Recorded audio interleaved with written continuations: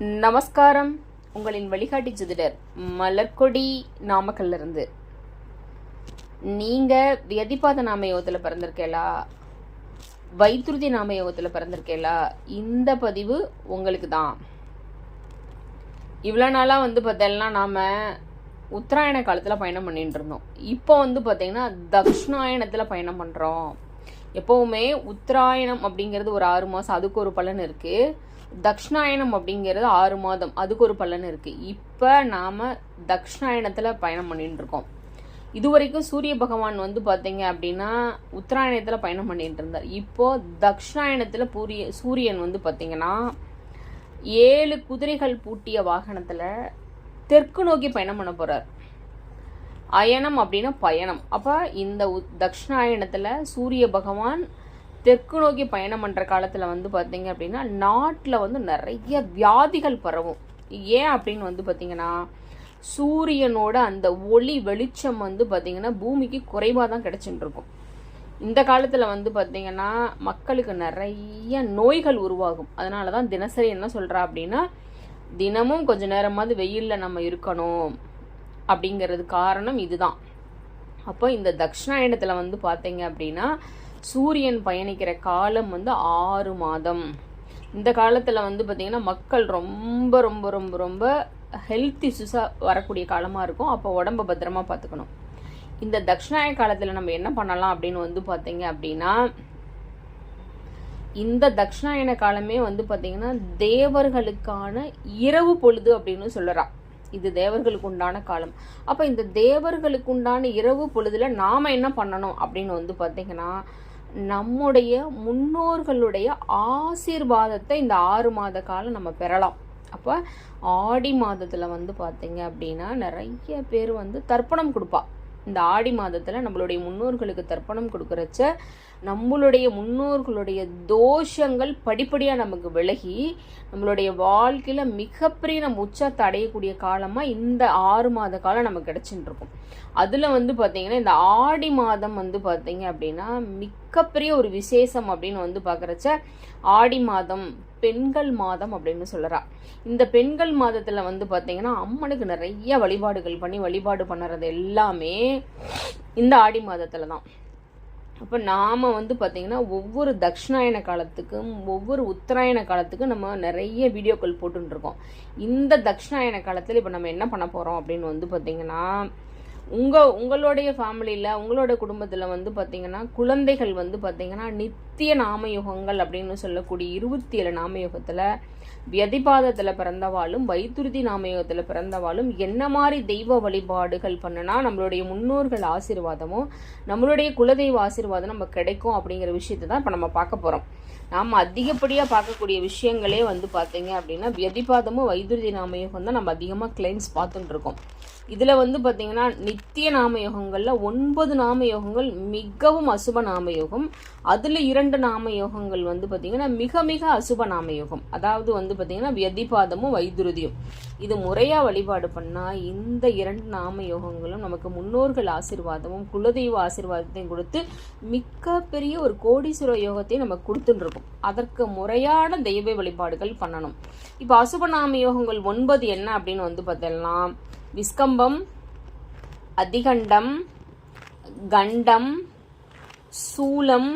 எதுக்காக இந்த நாமயோகங்களை நம்ம சொல்றோம் அப்படின்னு பார்த்தோம்னா இப்ப திருமணம் அப்படின்னு ஒரு விஷயம் வரும்போது இந்த மாதிரி அசுப நாமயோகத்துல பிறந்தவாள இன்னொரு அசுப நாமயோகத்துல பிறந்தவாள கண்டிப்பாக எவ்வளவு பொருத்தங்கள் இருந்தாலும் நீங்க அமைக்கப்படாது.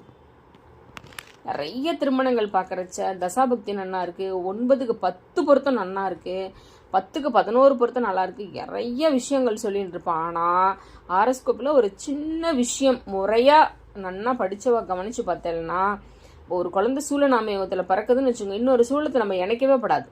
இணைச்சிங்க அப்படின்னா அதுதான் மிகப்பெரிய வாழ்க்கையில ஒரு பிரச்சனையா நின்று முளைச்சு நின்று இருக்கும். வஜ்ர நாமயோகம், வியாகாத நாமயோகம். வியாகாத நாமயோகத்தை பார்த்தோம்னா யோகி சுக்கரனா வருவார். அருமையான விஷயம் யோகி சுக்கரனா வருது. ஆனா வியாகாத நாமயோகத்துல பிறந்த ஆண்களாக இருந்தாலும் சரி பெண்களாக இருந்தாலும் பார்த்தோம்னா இல்லற வாழ்க்கையில மிகப்பெரிய ஒரு பிரச்சனையை சந்திக்கிறா. இவாளுக்கெல்லாம் பாத்தீங்கன்னா குடும்ப சம்பந்தப்பட்ட விஷயங்கள்ல நிறைய போராட்டங்களும் பிரச்சனைகளும் ஏற்படுறது இந்த வியாகாத நாமயோகத்தில் பிறக்கிறவாளுக்கு. பரிக நாமயோகம், வியத்திபாத நாமயோகம், வைத்துருதி நாமயோகம், இந்த 9 நாமயோகங்களுமே அசுப நாமயோகங்கள் தான். இதற்கு ஒவ்வொரு நாமயோகத்துக்கும் ஒவ்வொரு தெய்வ வழிபாடுகள் இருக்கிறது. அதில் எக்ஸ்பெஷலி பார்த்தோம்னா இந்த வியதிபாத நாமயோகத்துக்கும் வைத்துருதி நாமயோகத்துக்கும் நம்ம நிறைய தெய்வ வழிபாடுகள் கொடுத்துட்டுருக்கோம். வருடத்தில் பார்த்தீங்க அப்படின்னா 48 நாட்கள், மாதத்தின் 4 நாட்கள் என்ன வழிபாடுகள் பண்ணி இந்த நாமயோகத்தில் பிறந்துக்கிறவா தன்னுடைய தெய்வ வழிபாடுகளை பண்ணி நம்மளுடைய வாழ்க்கையில மிகப்பெரிய உச்சத்தை அடையலான்னு தான் பார்க்க போறோம். இப்போ நம்ம தக்ஷணாயனத்தில் இருக்கிறோம். ஆடி மாதம் எப்போவுமே தமிழ் மாதத்தின் முதல் நாள், அதான் மாத பிறப்பு வரச்ச நம்ம முன்னோர்களுக்கு பார்த்திங்கன்னா சிரார்த்தம் பண்ணுறது, திதி தர்ப்பணம் பண்ணுறது, திலத்தர்ப்பணம் பண்ணுறது, இதெல்லாம் பண்ணுறது ரொம்ப சிறப்பு.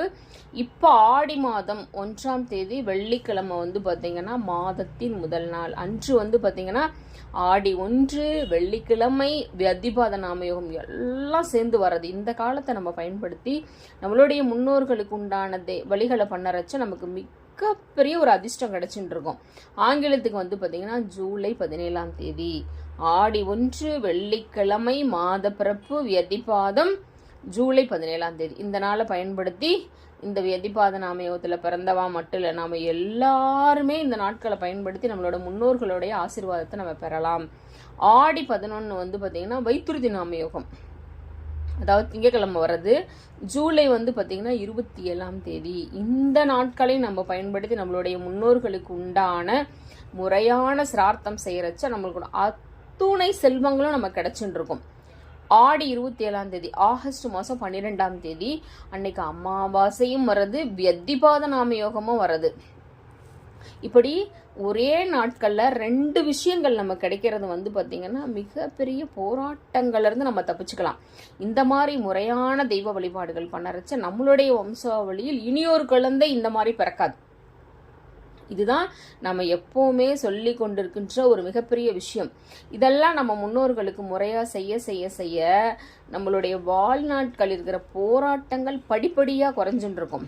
ஒருத்தர் சொல்றாரு, எங்களோட குழந்தை வியதிபாதத்துல பிறந்திருக்கு, நான் மிகப்பெரிய உச்சத்துல இருந்தேன், இந்த குழந்தை பிறந்ததுக்கு அப்புறம் நான் பாத்தீங்கன்னா என்னுடைய growth பார்த்தீங்கன்னா படிப்படியா குறைஞ்சுட்டு இருக்கு, அதுக்கு நாங்க என்ன பண்ணணும் அப்படின்னு கேக்குறேன். கண்டிப்பாக ஒரு குழந்தை பார்த்தீங்கன்னா ஒரு தலைமுறை மட்டும்தான் நம்ம நினைச்சுட்டு இருப்போம். இப்ப இருக்கிற ஜென்ரேஷன் தான் வியதிபாதத்துல பிறந்திருக்கோம் அப்படின்னு நினைப்போம். கண்டிப்பாக கிடையாது.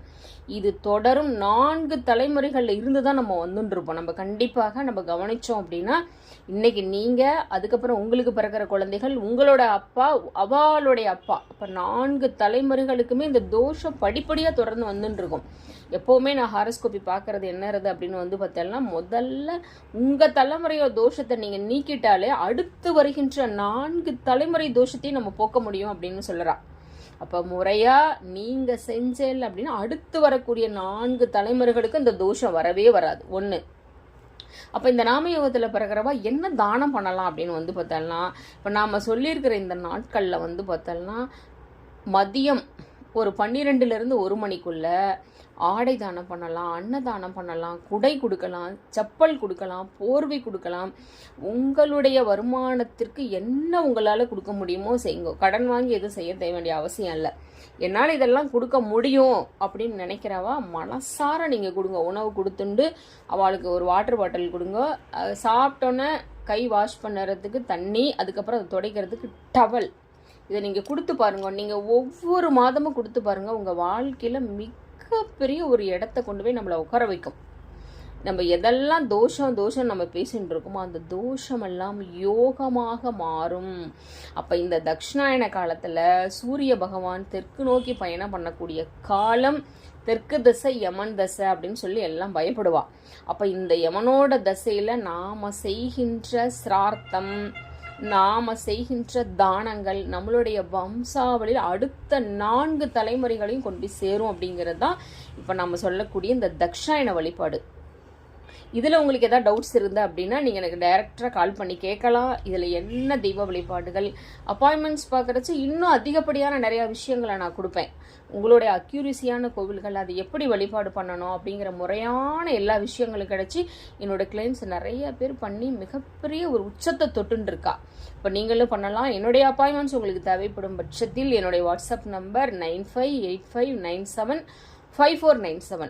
எல்லாருமே நிறைய பேர் இந்த வீடியோ போடுறச்சு நிறைய பேர் போட்டு கேட்பா. எல்லாத்துக்குமே முறையான தெய்வ வழிபாடுகள் தான். நன்றி, நமஸ்காரம். எல்லாம் சித்தியாகட்டும். வாழ்க வளமுடன், வாழ்க வளமுடன்.